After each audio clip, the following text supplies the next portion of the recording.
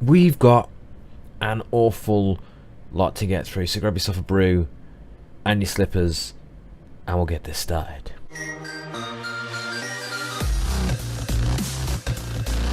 How the devil, it's been a while since we sat down together and did one of these, so let's go for it. First off, let's address the Halloween teasers that have been coming out of the woodwork since last week. Between KP's The Dark is Coming slide, which was slipped into last week's weekly update, presumably referring to obviously a Halloween event rather than KP just being excited about the band reunion tour and his obvious love of spandex, picture of which is now on screen if you missed it. The slide, obviously not the spandex, along with, depending on my editing skill, a slowed down video of the footage so that you can see it appearing. Now, added to the alluded new skins as per the screenshots in Fractured Space Discord. Apologies to whomever linked them first. I probably caught about the 800th iteration of it, so I don't know originally who noticed that. Yeah, I didn't see these myself in the hangar. And with yesterday's email off ECG, check your spam folder if you didn't see it, with this encoded transmission now on screen, which just maybe we need to look for something.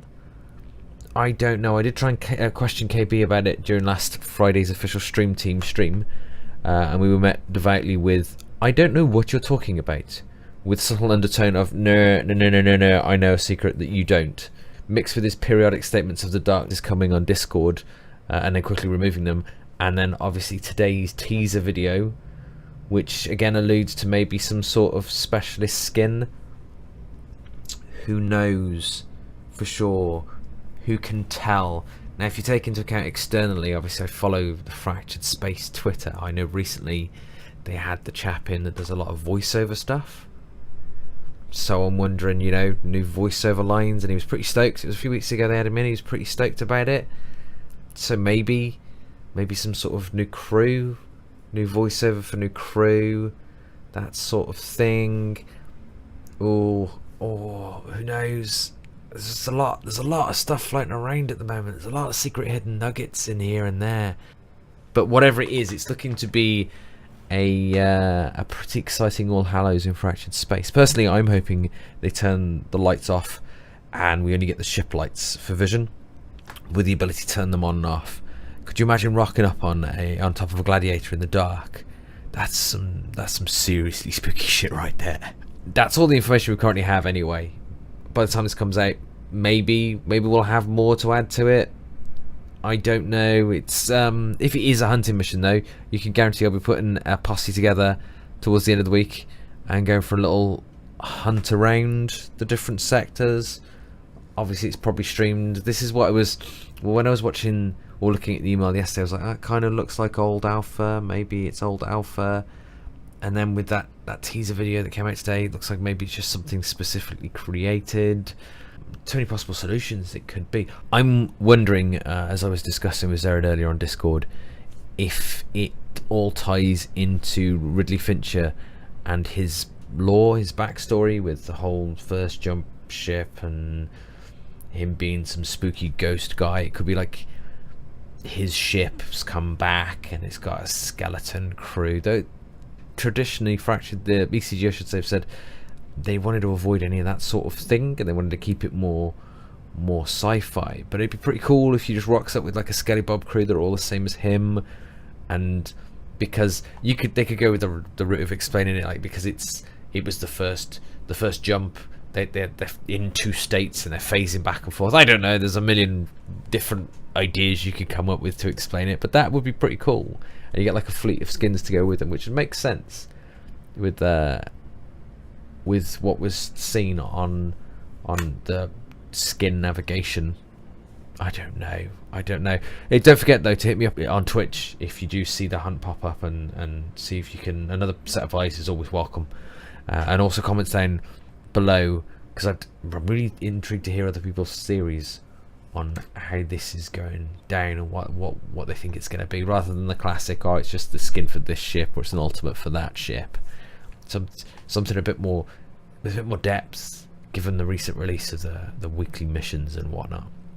But moving on, In case you missed it, last week I released one of the projects I've been working on for a while, the Fragged Space reboot. Links in the description below. In a nutshell, it's a new player guide covering the basics needed to get into Fractured Space. By no means as comprehensive as I intend for it to get. Currently it only outlines the foundations, but it's a start. So keep an eye on it as it develops, and obviously follow me on any of the normal social media outlets in order to stay up to date with the changes on that. I'll be posting updates on there. To coincide with this, I have a skin giveaway. You guessed it, I've been at it again, pilfering off Mr. Zarek himself. I tell you what though, he almost caught me this time. If I'm not careful, I'm going to end up being one of these skins if he gets his hands on me. Now this is a special skin I have though, as it hasn't been imprinted, which basically means it can be encoded to be any of the standard non-ultimate skins you get to choose. In order to be with a shot of winning it, all you have to do is list the 4 guide ranks from the Fragged Space website. I'll give you a hint. The first one is Cadet. Just enter them in the comments section below. In a few days time I'll draw a winner, we'll do a video on it, and I'll contact them directly for their Steam details, and we'll get all that sorted out. Keeping the pace, I wanted to take this opportunity to talk about the Phase 4 release, as it's settled in a bit now, and overall I like it. The best part obviously for me is the Furion. From my humble opinion, it is the single most balanced new release ship to date. I'm not saying it doesn't or even does need tweaking, I'm just saying it's nestled in pretty nice, and it's Zarek, the only manufacturer you really need, to be fair. With Phase 4 being the last quality of life patch required before marketing commences as well, I won't lie, I'm looking forward to the nearish future for Fractured Space. It's a good time to Fracture Space. My least favourite part of Phase 4, either opening so many pods without an open all option. That's not criticism, I might add. I get why there wasn't one, seeing as it had only been really used or useful that one time, but it was still an absolute and utter ball ache. Or maybe the confusion over needing to have a crew member in a crew slot before being able to upgrade them, because I was trying to go through the list and upgrade on the crew members, and it wasn't until I tried to slot them in that I realised that's how you upgraded them. It took me about 5.5 seconds to realise and rectify, but that was still a pretty uncomfortable 5.5 seconds of my life that I'm never going to get back. Altogether though, not a bad job, ECG. So what's been your favourite part of Phase 4? Again, hit me up in the comments down below. This one today is going to be quite heavily focused on comments, because I'm really intrigued to see what other people are feeling and what they're enjoying. New to this particular video series, taking a look at some of the issues that pop up in the official Fractured Space Discord. As I'm sure you're aware, the current hot topics of conversation are ever changing. I'll be highlighting a couple of issues that seem quite prominent. This episode is going to be Levy Jump Beacon and Cloaker Mechanics. Looking at the Levy first, just a quick message I'd like to stress for newer players more so than longer standing ones. When you use the Leviathan Jump Beacon Generator, it makes your ship more susceptible to enemy fire. This basically means you take more damage.